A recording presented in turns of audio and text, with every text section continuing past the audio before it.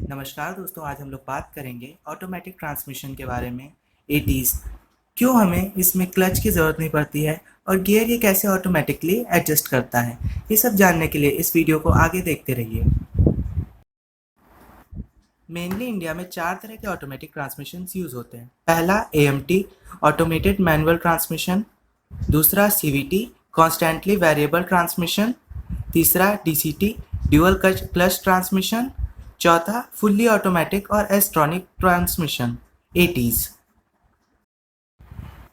सबसे पहले हम लोग बात करेंगे एएमटीज़ की, ऑटोमेटेड मैनुअल ट्रांसमिशन।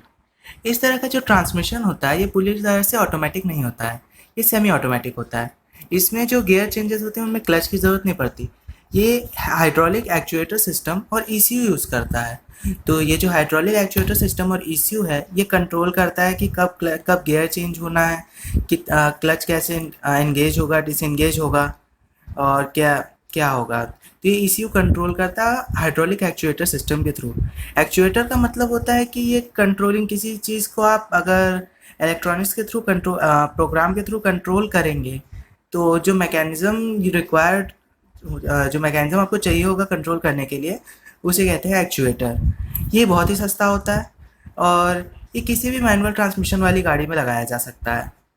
सबसे सस्ता ऑप्शन आपके लिए यही है ऑटोमेटिक ट्रांसमिशन का। अभी जो कार्स इसको यूज़ कर रही हैं वो हैं Alto K10, Swift Dzire and TUV 100।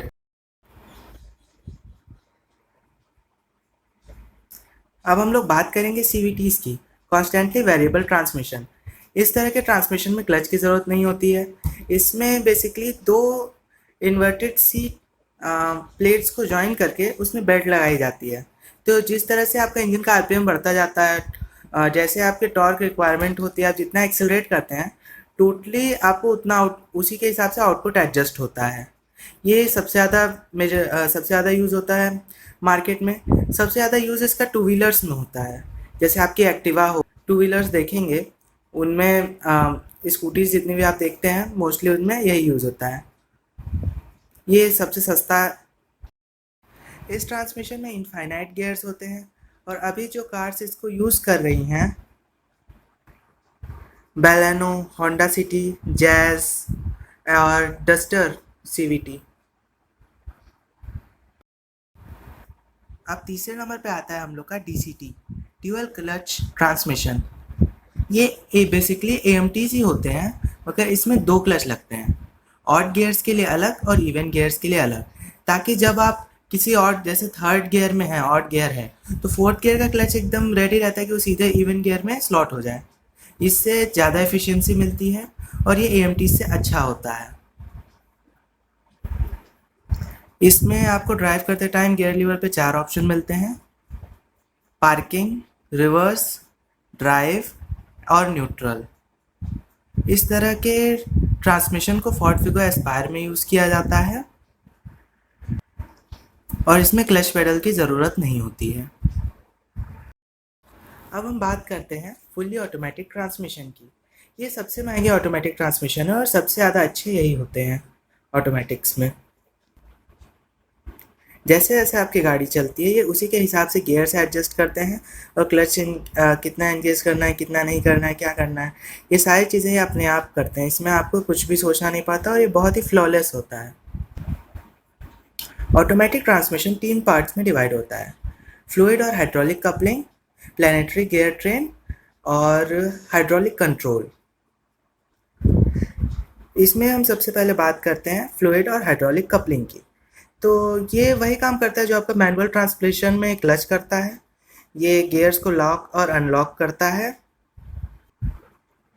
आपको जिस भी गियर में जाना हो, ये मतलब जिस भी गियर में आप या तो मैनुअली जाना चाहें या फिर एज रिक्वायरमेंट जो ईसीयू इसको बोलेगा उस गियर को ये प्लानिटरी गियर को लॉक करेगा और उसी अनलॉक करके दूसरा गियर लॉक करेगा। ये इसका काम है।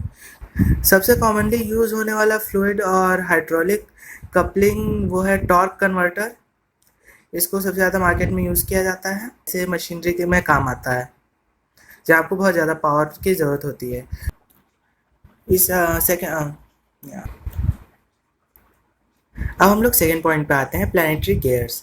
ये जो गेयर्स होते हैं, ये टॉर्क जो इनिशियली हम लोग का आ रहा है इंजन से, उसको एडजस्ट करते हैं। अ, जैसा हमारा हाइड्रोलिक कपलिंग इसको लॉक करता है, उस तरह से प्लानिटरी गियर्स टॉर्क देते हैं। इसके बाद आता है हाइड्रोलिक कंट्रोल। ये प्लानिटरी गियर्स और टॉर्क कन्वर्टर के बीच में कनेक्टेड रहता है। ये वही चीज़ है, मैकेनिज्म है, जिससे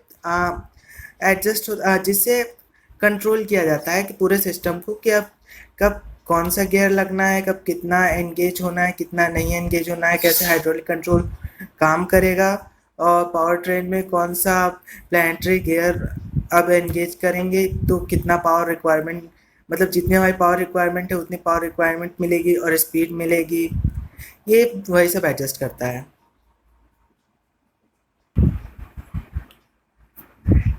इंडियन ऑटोमेटिक्स के बारे में आप लगभग आज सारी चीज़ें जान चुके हैं। अगर आपको किसी चीज़ में और डाउट होता है तो आप कृपया कमेंट करें, और इस वीडियो को लाइक शेयर सब्सक्राइब करना ना भूलें। धन्यवाद।